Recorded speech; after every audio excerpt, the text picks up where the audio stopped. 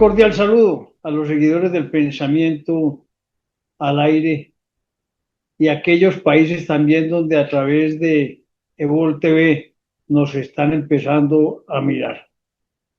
Hoy, domingo 8 de junio del año 2025, tenemos los sucesos de la semana que se han movido demasiado, que han tenido una constante movilidad de noticias regulares, para que seamos precisos. Empezamos con algo que me pareció a mí, que me pareció, que me pareció lo más extraño del mundo, lo más molesto realmente, y es la falta de coherencia de los seres humanos y en este caso del fiscal y dice ser jurista Luis Eduardo Montealegre, quien ocupó ese cargo en la época del expresidente Juan Manuel Santos. Hace 15 días, óigame bien, hablaba de bancarrota ética del gobierno y ahora, 20 días, 15 días después, aceptó ser ministro del presidente Gustavo Petro, que fue elegido este 5 de junio como su nuevo ministro de Justicia. Y asume ese cargo en un momento álgido, cuando hay un intenso debate jurídico sobre la legalidad o no de buscar vía decreto convocar a una consulta popular. Pero miren bien, este señor Montealegre va a ser igual de fiasco que los otros ministros de justicia que hemos tenido en estos 3 años ya del mandato del presidente Petro.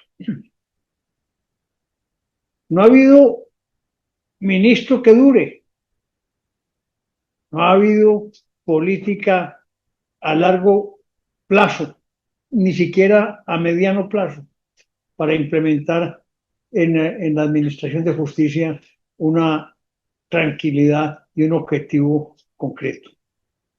Y este señor no va a durar mucho, se los garantizo.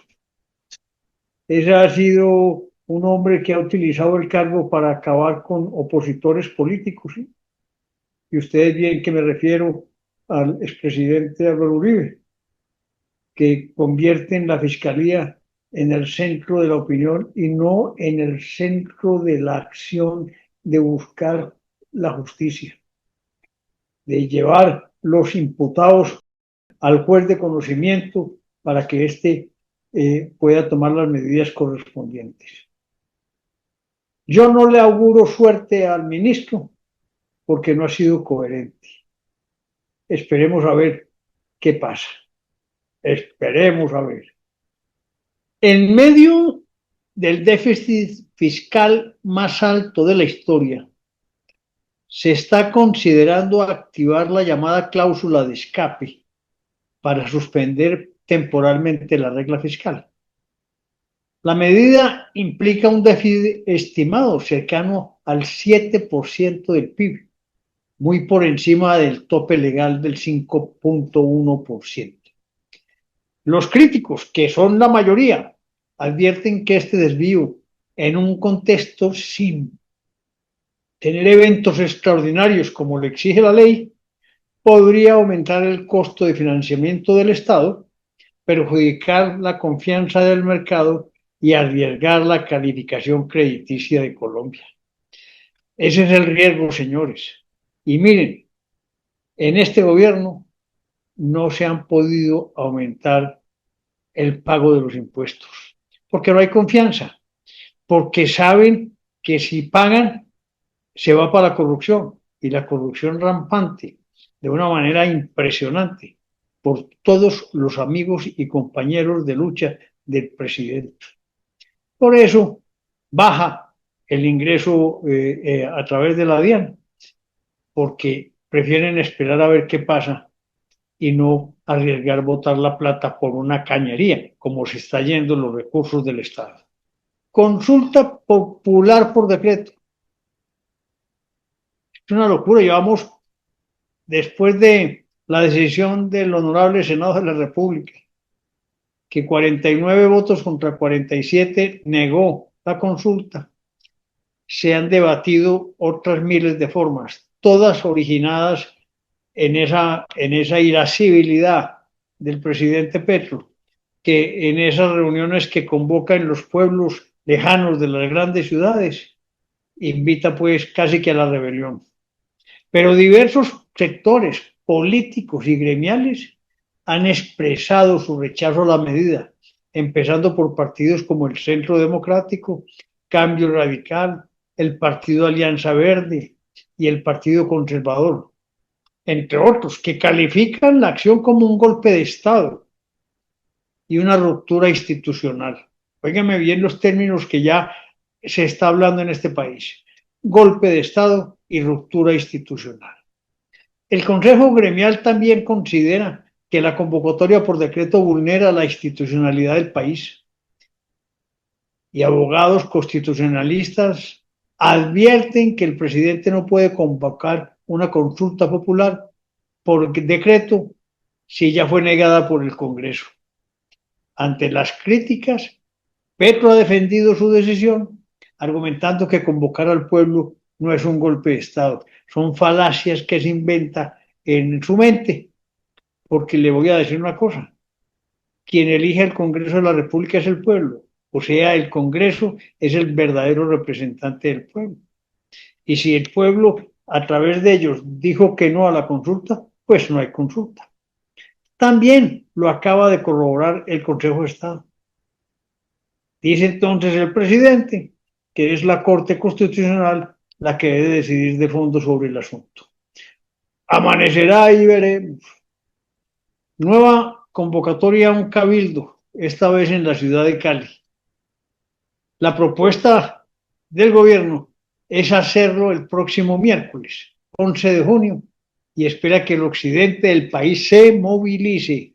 Varias voces de líderes de la ciudad han expresado su rechazo a esta convocatoria. Yo les voy a decir una cosa clarísima a ustedes. Las convocatorias del presidente Petro están demostrando la poca fuerza que está teniendo. Y si no es para hacer actos vandálicos, como hace la primera línea, no logra más que 40 o 50 pagados que estén en esos cabildos que él denomina. De manera que, en el fondo, Gustavo Petro y su pacto histórico están viendo que el país no los quiere ver ni en pintura.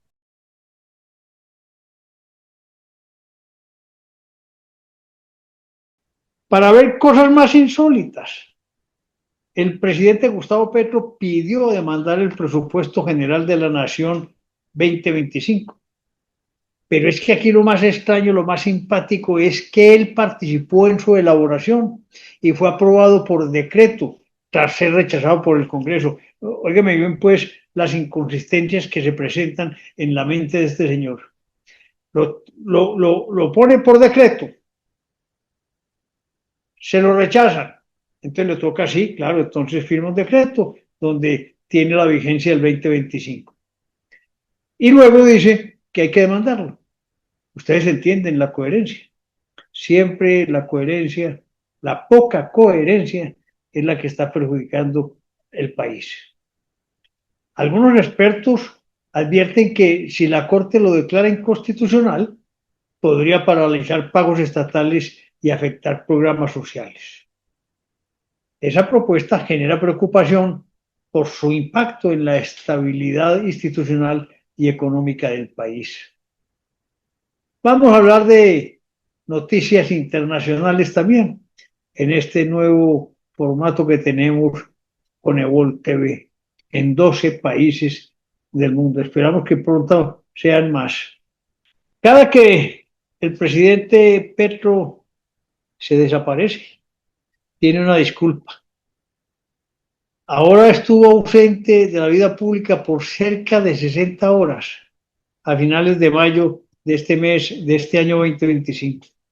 Y luego dice que se ocultó por amenazas de muerte provenientes, según él, de una nueva junta del narcotráfico con sede en Dubái.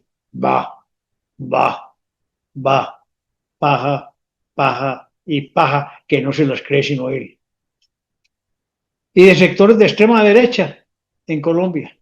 Por esto no participó en la 10ª cumbre de jefes de Estado y de Gobierno de la Asociación de Estados del Caribe, AEC, celebrada en Cartagena.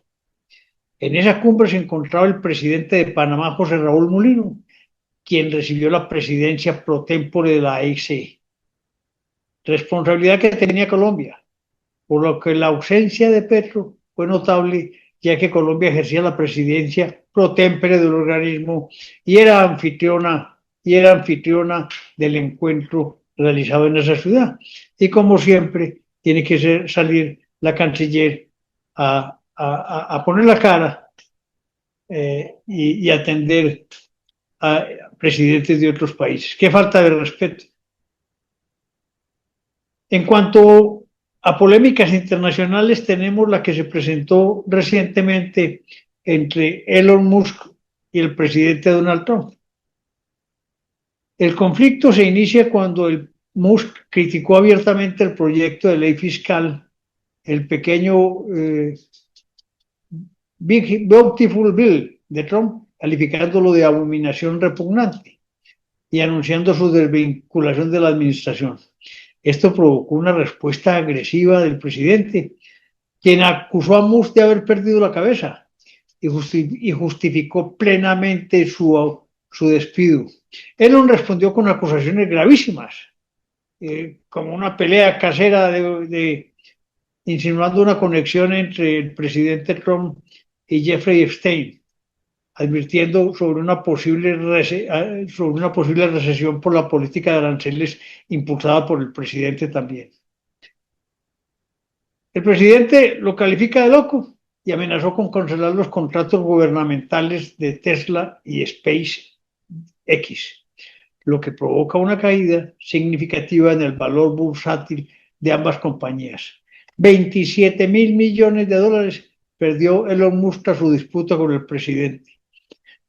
Yo no sé por qué tiene que pelear, porque es un hombre reconocido, empresario bueno, que llegó con muchas ganas de hacer cosas, y si tenía diferencias con el presidente, yo creo que ellos, de una manera tranquila, en un conversatorio, la podían solucionar, pero la gente no sabe conversar, la gente no sabe dialogar y no sabe lograr trabajar con otros que sean de similar importancia.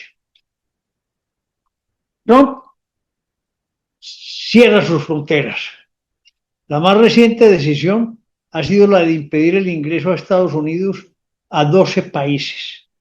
Los voy a enumerar: Afganistán, Birmania, Chad, República del Congo, Guinea Ecuatorial, Eritrea, Haití, Irán, Libia, Somalia, Sudán y Yemen.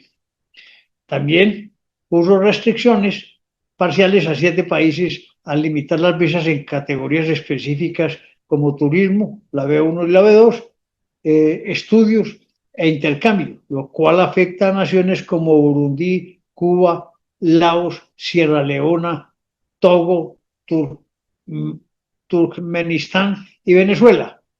El presidente sostiene que la provisión es necesaria para proteger la seguridad nacional.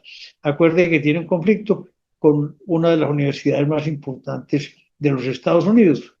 Y yo creo que él está tomando decisiones sabias porque él no puede poner en riesgo que lleguen terceros aspirando a ser estudiantes a cometer de pronto actos terroristas contra esa nación. Me parece que él actúa en la defensa de los intereses generales de los americanos en Estados Unidos. Apoyo esa decisión y así deberíamos cuidar también las decisiones de cada país. Escalada, señores, de la guerra entre Ucrania y Rusia, y el mismo presidente Trump dice que no ve una terminación del conflicto rápidamente. El 6 de junio, Rusia lanzó su mayor ofensiva desde el inicio del conflicto, disparando más de 400 drones y al menos 45 misiles contra varias regiones ucranianas, incluyendo Kiev, Leópolis y Poltava. Este ataque fue en represalia por la operación que realizó Ucrania, llamada Telaraña, una ofensiva que destruyó 41 aviones rusos en bases aéreas dentro de Rusia.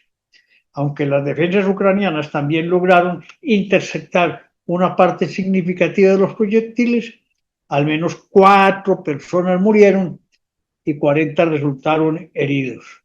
Los ataques también causaron daños considerables en infraestructura a civiles e industrias. Esto, señores, hay que pararlo.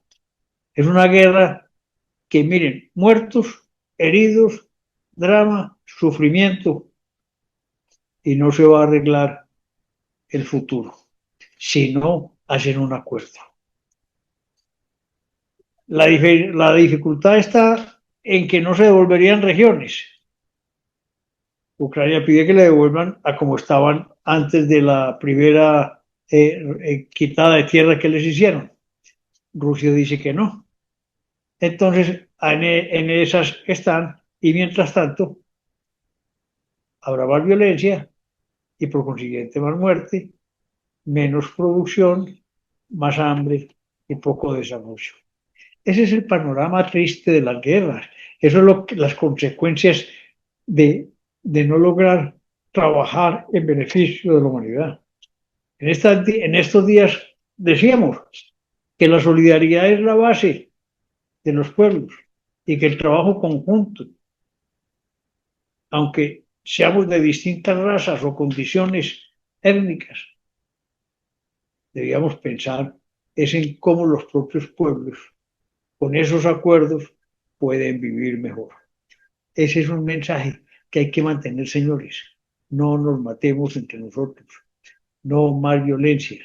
Unidad, respeto y tolerancia.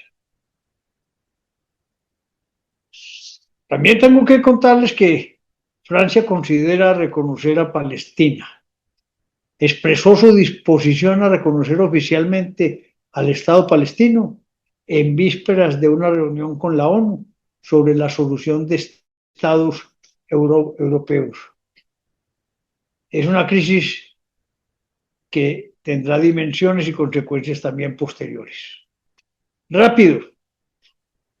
Hay crisis política también en los Países Bajos, donde se dio la caída del gobierno y por consiguiente se anuncian elecciones anticipadas para octubre en medio de tensiones políticas internas.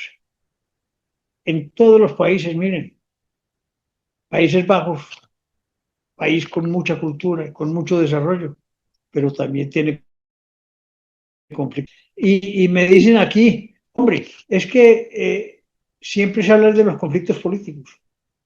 Y yo digo, sí, la política es muy necesaria, pero los políticos son intransigentes, tercos y llevados de su parecer. Se les olvida cuando están en el poder que son ciudadanos comunes que además representan a unas regiones, estados o miles de personas y ellos se llenan de motivos personales para lucirse y no pensar en el trabajo solidario. El ego nos mata, señores. Por último,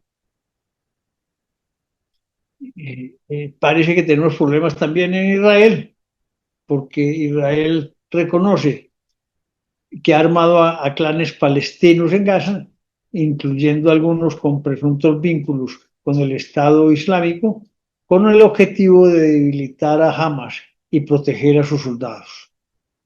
Uno de estos grupos, conocido como las Fuerzas Populares y liderado por Yasser Abu Chabah, ha sido acusado por organizaciones humanitarias y medios internacionales de saquear camiones de ayuda humanitaria, supuestamente con la pasividad del ejército israelí.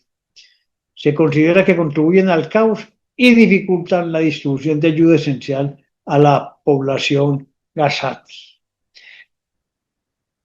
Puede ser que esta información tenga partes de verdad y partes de mentiras. Pero lo que sí debe haber es un acto humanitario para apoyar y evitar la hambruna que se está dando, la insalubridad que ya se presenta y las desastrosas consecuencias anímicas y mentales que tiene la población allá. Recuerden, eso sí, que quien comenzó el ataque fue Hamas, que se acabaron con miles de personas, secuestraron, mataron y aún tienen secuestrados. De manera que eso hay que mantenerlo en el recuerdo para que no se borre de la mente de los ciudadanos del mundo.